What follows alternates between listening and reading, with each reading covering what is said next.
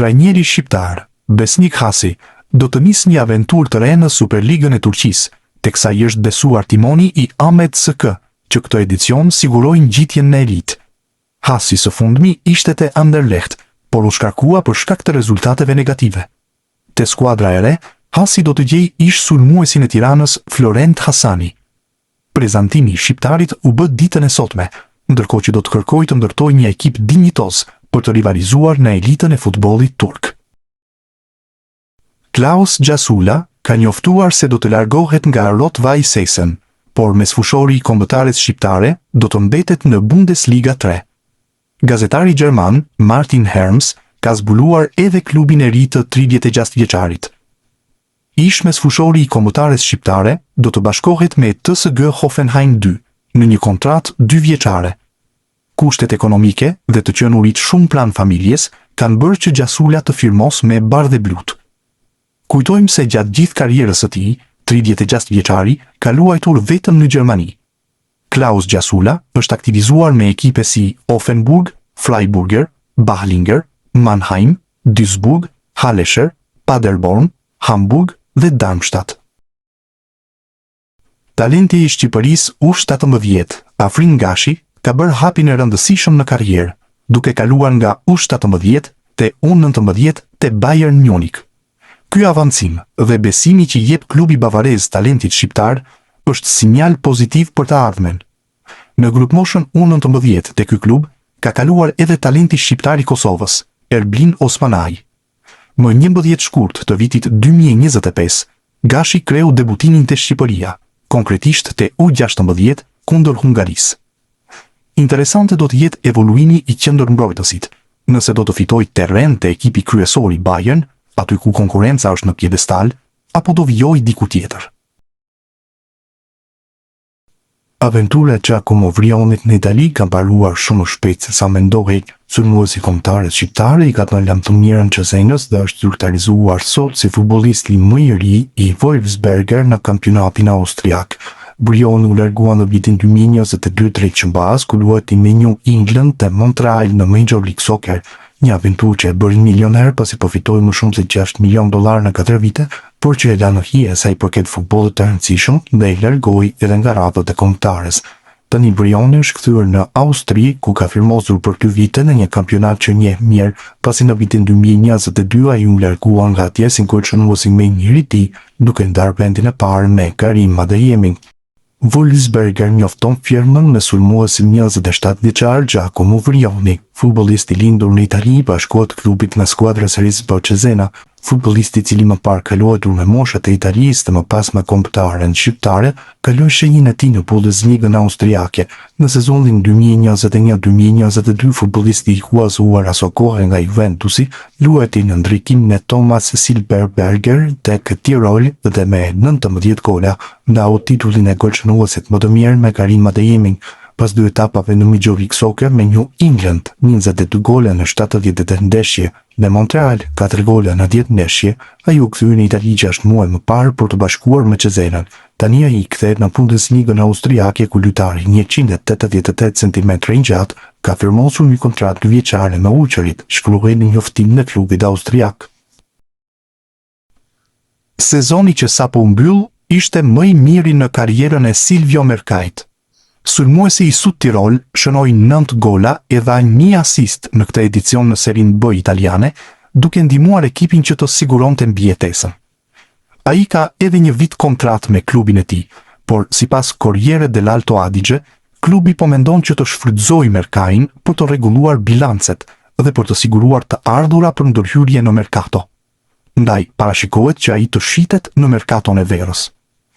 Në skenë ka dalë që tani një klub i interesuar për të, pasi Vicenza, e sapo ngjitur nga Seria C, kërkon përforcime për edicionin e ardhshëm dhe sheh te Mercai një futbollist që mund ta ndihmojë për qëndrimin në Serin B.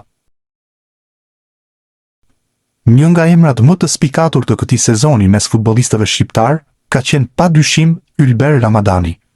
Mesfushori i kombëtares u kthye në një lider të mrifillt në radhët e Lecces, duke ndihmuar ekipin që të siguronte përsëri mbijetesën në elitë.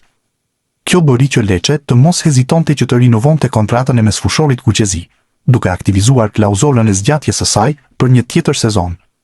Por vazhdimësia e tij në klub tashmë është në dyshim. Tuttosport bën të ditur se një klub me mjaft emër si Torino ka kthyer syt nga Ramadani dhe po projekton një transferim të mundshëm të tij gjatë verës. Megjithatë, pengesë mund të bëhet edhe oferta që ka marrë ai nga Bundesliga gjermane dhe që mund të bëhet tunduese nëse Ramadani vendos të mbrojë kampionat. Albion Ramani duket se po bëhet gati për hapin e madh në karrierë. Sulmuesi i Spartës së Pragës mund të ndryshojë ekip, ndërsa Venetia në Serie A ka shfaqur interes. Kartoni i 25 vjeçarit vlerësohet 8 milionë euro. Vetë Sparta ndërkohë pagoi 5 milionë euro për ta transferuar nga Rapidi 2 vite më parë. Ramani vendosi rekord transferimit e Ballkani, kur trajner ishte Ilir Daja. Nga largimi i tij në vitin 2023 janë përfituar 1.35 milionë euro. 25 vjeçari rezulton të jetë një nga talentet më me emër që Superliga e Kosovës prodhoi në vitet e fundit. Tashmë duket se është gati për eksperiencën e radhës. E ardhmja e Mirlind Dakut vazhdon të jetë një nga temat më të diskutuara në futbollin rus. Sulmuesi i kombëtares shqiptare, i cili spikati si një nga lojtarët më të rëndësishëm të Rubin Kazan gjatë sezonit të fundit, raportohet se ka zgjuar interesimin e Lokomotiv Moskës. Sipas mediave ruse, drejtuesit e klubit nga kryeqyteti e konsiderojnë Dakun si një nga alternativat kryesore për të përforcuar repartin ofensiv gjatë merkatos së verës.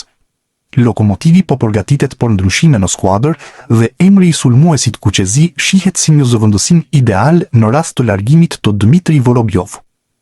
Megjithatë, një transferim i mundshëm mbetet i lidhur me zhvillimet që pritet të ndodhin në merkato. Burime pranë lojtarit bëjnë me dije për Panorama Sport se deri në këtë moment nuk ka asnjë ofertë konkrete në drejtim të Rubin Kazan apo vetë Dakut, pavarësisht interesimit që po qarkullon në mediat ruse. Në të njëjtën linjë është shprehur edhe babai i futbollistit Fehmi Daku, i cili ka mohuar ekzistencën e ndonjë oferte zyrtare. Ai ka theksuar se sulmuesi ndihet i vlerësuar dhe shumë i kënaqur te Rubin Kazan, klub ku ka arritur të shfaq potencialin e tij maksimal. Por momentin, gjithçka mbetet në nivel interesimi, ndërsa Daku vijon të jetë i fokusuar te Rubin. Gjithsesi, performancat e tij të fundit kanë bërë që emri i tij të monitorohet nga disa klube të rëndësishme të kampionatit rus, çka lë të hapur mundësinë që situata të marrë zhvillime të reja në javët e ardhshme. Joe Nuredini është talenti i Genoas, të cilit sot i është besuar kontratë deri në vitin 2029. Kjo tregon edhe besimin e klubit të Serie A për talentin shqiptar. Nuredinit ju bë realitet një ëndër në moshën 18 vjeçare, pasi debutoi në Serie A. Edicioni u mbyll me makth, për shkak se këputi ligamentin e kryqëzuar anterior, ACL, në muajin shkurt, dhe më pas në mars duhet i nënshtrohej operacionit. Drejtori sportiv i Genoas, Diego Lopez, u shpreh: Genoa vazhdon të jetë një vatër talentesh, dhe historia e Joeit është një nga dëshmitë më të qarta të kësaj. Tani përgjegjësia jon është të ndihmojmë në rritjen e lojtarëve premtues si ai dhe ta shoqërojmë në mënyrën më të mirë drejt pjekurisë së plotë, edhe në momente të vështira si ky që po kalon. Jemi të bindur se do të dalë prej kësaj periudhe edhe më i fortë se më parë. Por firmën në kontratë reagoi edhe Nuredini. Ka qenë padyshim një vit i veçantë për mua, me debutimin në Serie A dhe më pas me dëmtimin e ligamentit. Kjo zgjatje kontrate më jep motivim dhe përgjegjësi, si edhe më transmeton besimin e madh të klubit, i cili nuk më ka munguar kurrë me mbështetjen e tij. Mezi pres të rikthehem në fushë. Kujtojmë se trajneri Daniele De Rossi i besoi në debutim. Lojtari të kombëtares U19, ndërkohë do t'i duhen edhe disa muaj për t'u rikuperuar.